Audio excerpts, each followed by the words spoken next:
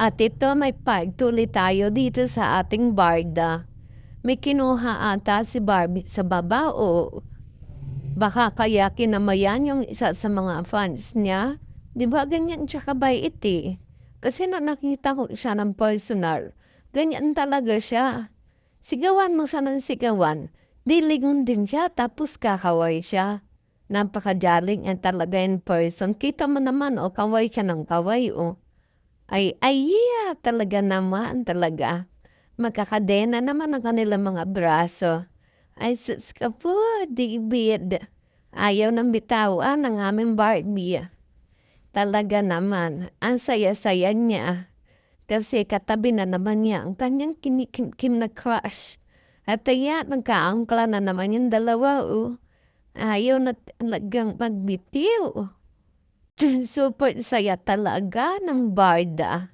Ayan 'di ba ang sweet nila. Grabe, nakakatuwa talaga sila.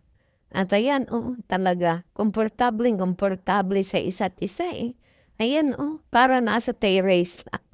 Ayan napakaway-kaway. Ganyan sila kasimple at saka ka-humble. Lalo na talaga nung nakita ko talaga si Barbie kaya sobra-sobra talagang paghanga ko sa kanya, grabe. Di ko talaga ma-imagine. Hanggang ngayon nandito pa sa utak ko na nai-imagine ko pa yung mga kaway-kaway niya, yung ngiti niya. Tapos parang tuwan-tuwa siya. Very humble talaga siya. Napakabait niya. Hindi siya yung katulad ng iba na snob. Siya hindi. Jolly talaga siya. Tsaka ngiti talaga siya. Siguro kahit pagod na siya, ngiti pa rin siya. Sa init na diyan sa Tarlac Grabe init na ngayon Pero ngiti-ngiti pa rin. At ito naman si Mamang Driver, grabe kabilis. Biglang preno. Ayan tuloy. Pero okay lang din sa dalawa. 'Di ba? At ayan, bababa na sila. At tingnan mo, bababa nila Tingnan mo. Grabe, diyan ka lalo hahanga kay Barbie.